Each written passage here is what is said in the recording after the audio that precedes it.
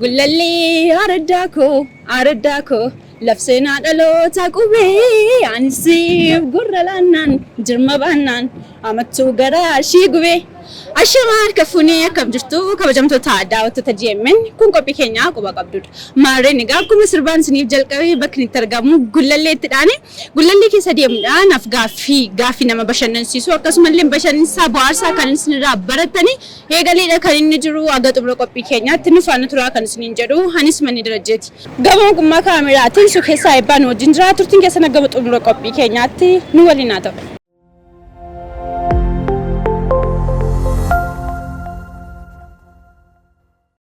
Hayya yamamaa tokkeetiif galatoomi maqaa kee?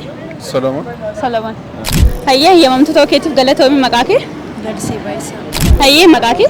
Abdul Karim jedhama. Abdul Karim? Abduu. Hayya yamamaa tokkeessaniif galatooma maqaa keessa? Asfa'u Zallaqaa Fufaan jedhama.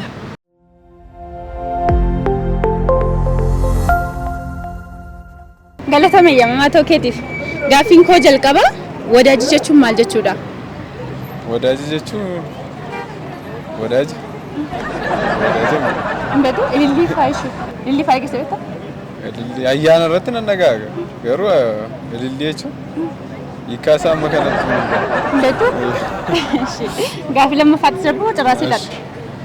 Ayi gaaffii lammaffaatti. Hayyee lalisee gaaffiin koo jalqaba wadaajii jechuun maal jechuudha? Wadaajii Amaariffaatiin moo afaan Oromoodhaan?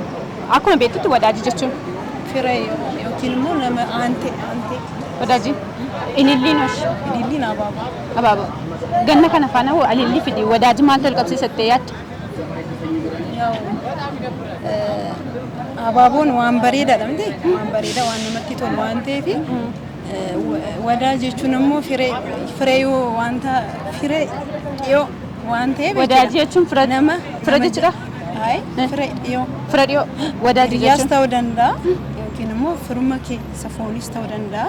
Namuma sitti siqu jira miti? Inni wadaaj jedhama. aanteema jechuudha. Aanteema jechuudha. Wadaajii jechuun Nama jaallattu fe'uma abaaboo kan laatu wadaajii waan jedhamu garuu dhageessee beektaa aadaa Oromoo keessatti? Beektu? Ililliyoo wanta kabajamu. Ilillii. Sagantichi maal akka ta'e beektaa? Guddaa galatooma yamamaa ta'uu keetiif. Eesh galata. Gaaffiin koo jalqabaa wadaajii jechuun maal jechuudha? Wadaajii jechuun ililliidha. Bakka itti dargaggoo fi dargaggeetti itti wal arganii itti wal kaadhimatanii jechuudha. Wadaajii hidheen gaddaa irratti argamtee taareetti deemnu. Nama deemtee kaadhimatti qabdaa? Yaa fuulduratti yaala hidheetiin yaala. Isa dhufuun isin haa ga'u. Hayyee boosfoo gaaffiin koo jalqabaa wadaajii jechuun maal jechuudha? Wadaajii jechuun aantee ofii jechuudha. Aantee ofii jechuudha. Kan namatti dhiyaatu kan walirraati dhiigaan guddifachaadhaan kan walirraati hinnooman jechuudha. Waamura waan itti dabalatan qabdu wadaajii. Ayyaana ilillii fa'aa kana faana wanta deemu wadaajii waan jedhamu sirnoota gaggeeffaman beektu. Shinooyyee goobee kana keessatti wadaajiin maal akka? Okay, isa irratti illee gadi fageenyaan badaa hin qabu.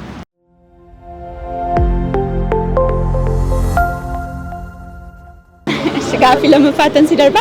Sanyoo jechuun maal jechuudha? Sanyoo jechuun bartee ta'etu sanyoo jedhu malee akka afaan Oromootti wiixata jedhama. Afaan Oromoodhaan jecha sanyoo jedhamu beektaa? Waan sanyoo jedhama. Sanyoo yeroo jedhamu jira miti. Nama dabalataa yeroo jaallatan. Nama dabalataa? Yeroo jaallatan jechuun abbaa manaadhaan alatti ibsitu godhan jira miti? Mee afaan Oromootti nu hiiki. Seera maali? Yeroo baqa nama dabalataa jaallachuu yeroo isin jedhu abbaa manaan alatti nama biraa wajjin rileeshinshippii gara biraa waan ta'anidha. Namatti tolu miti. Sanyoon nama biraa jaallachuudha. To'aadha manaa qabanii nama biraa irratti. Nama irratti nama biraa jaallachuu kun immoo gaarii miti. Gaaffiin koo lammaffaanis gaaffii wal fakkaataadha. Sanyoo jechuun maal jechuudha? Sanyoo waqtiilee kan torbanidha. Wiixata. Sanyoo jechuun moo? Afaan Oromootu wiixata? Wiixata. Definoo. Mee yaali kan biraa? Wiixata sanyoo jechuun Yaw miidhatuma yoo ta'e. Gaaffiin koo lammaffaan sanyoo jechuun maal jechuudha? Sanyoo jechuun. Yaalime sanyoo jechuun jedhamu dhageessee beektu? Sanyoo kan jedhamu guyyaatti hin beekama. Guyyichuma maal? Guyyaa kibxataa jechuudha. Guyyaa kibxataa? Mee sanyoo jechuun mee yaali? Jecha jedhama Oromoo keessatti dhageessee beektu? Hin beeku. Sanyoo qabdi waan jedhamu. Dhugaam. Sirraa darbu? Hayyee. Tolee gaaffiin koo lammaffaan immoo sanyoo jechuun maal jechuudha? Sanyoo jechuun akka naannoo Wallaggaatti haadha warraa ofirratti dabalatanii kan biraa wajjin jiraachuu jechuudha. Jireenya dabbaanii. Masaanuu. Masaanuu jechuun immoo haadha warraa nama tokko lama ta'an jechuudha. Isaan waliin masaanuu jedhamu. Sanyoo jechuun immoo kanaati ala isaan kana lamaaniyyuu ala bahee namichi kan inni itti fayyadamee itti jiraatu ol beekan jechuudha. Isheenis abbaa warraa ishee dhoksitee innis abbaa haadha warraa isaa dhoksee kan wajjin hin jiraatu. Dhoksaa kan wajjin jiraatu. Sanyoo jechuun akka jechuudha. Hayyee galatooma.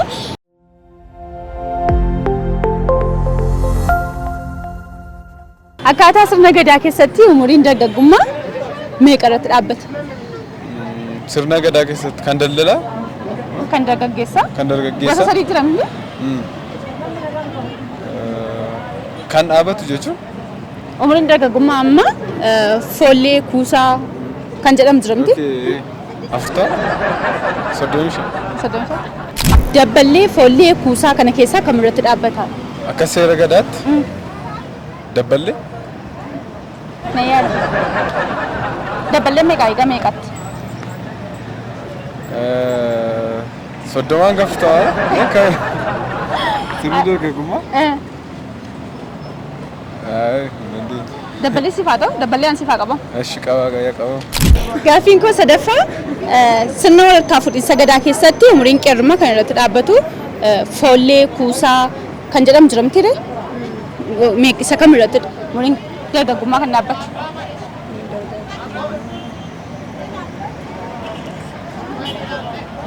Kuusaan meeqaa hanga meeqaatti ta'e? 18 hanga 29. 18 hanga 26. Dargaggummaa waggaa 18 hanga 26 daawwata.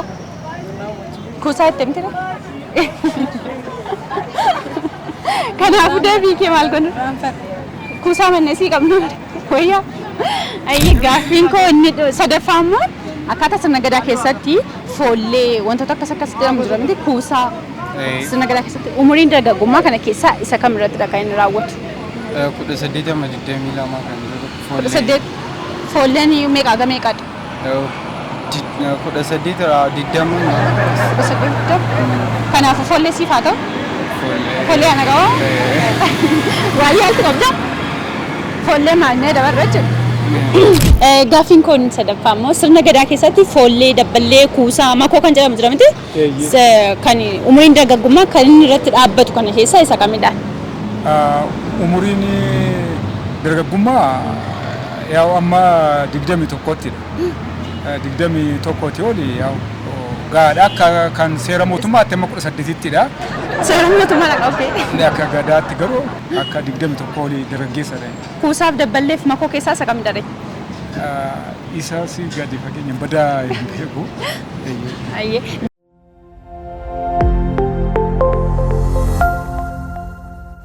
Ganni kun suuraa akkam? Ganni kun akkamitti dabarsaadhu? Qorrisaa akkuma haaluma murtaa'aa keessa. Mee daawwattoota keenya sirba gannaa tokko nuuf affeerta? Sirbeemu? Sirba gannaa? Sirba gannaa jechuun kanuma waggaa haaraadha wani? Gannuma kana qabatu? Kan maal jedhu ture Shinooyyee. Isti ma jedhu? Shinooyyee yaa shinooyyee qaamni yaa masqalooyyee akkas. Sirbi kun ganni si yaadachiisa waan ta'eef?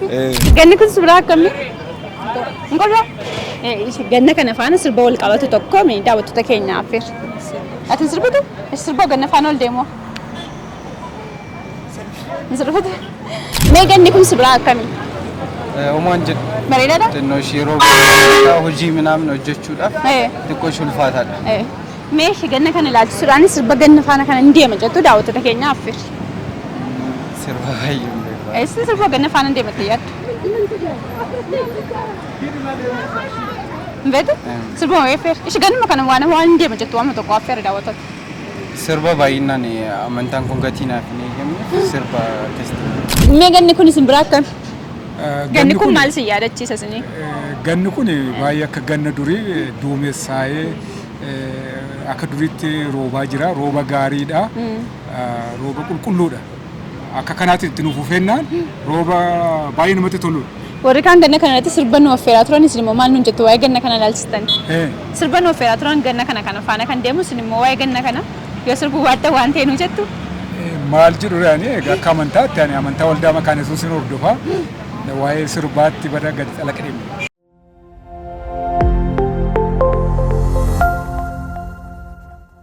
Galatoomi. Guddaa galatoo. Ayyee deebisaa GMN seeniiti daawwadhu. Guddaa galatoomi. Ayyee galatoomi guddaa. Tole ayyee guddaa galatooma ayyee mootoo keessanii. Ulfaadha. Ayyee.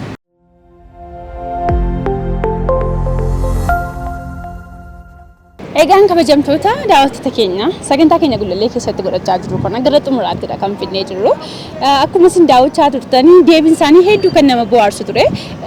Deebillee akkasuma namni deebisee hin jiru garuu baay'ee yeroo bareedaa ture kan waliin qabaanne gara xumuraattidha kan finnee jirru yeroo deebiti. Gaaffiin keenya jalqabaa egaa wadaajii jechuun maal jechuudha jennaan wadaajiin fira haanteedha firumadha naan jechaadha kan isaan turani.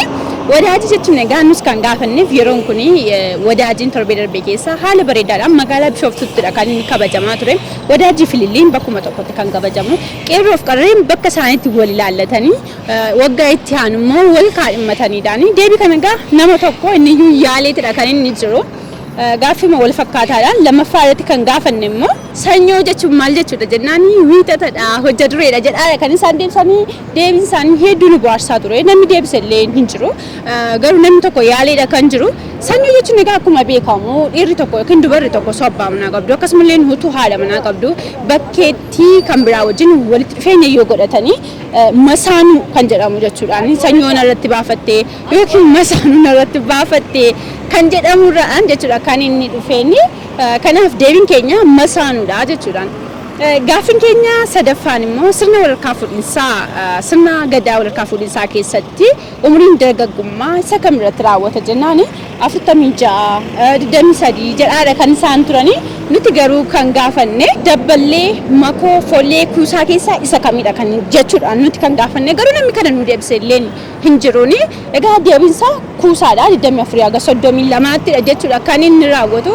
Dhuma irratti egaa akkuma beekamu waqtiin kun waqtii gannaadha hedduu qorraa baay'ee roobaani nus kanuma ilaalchisuudhaan yoo sirbanii hitti ho'uu danda'a akkasumas daawwattoota keenya illee bakka isaan jiranii sosochoosuu danda'a jechuudhaan sirba gannaa sirbisiisuuf yaallee turre nama tokko lamadha kan nuu sirbanii nullee nagaa asumaan sirba gannaa tokko sinaffeerreedha kan adda baanu jechuudhaan sirba gannaan sinaffeeru immoo bokkaan roobee galgalaan roobee kan jedhu naaf affeeramaan jedhani.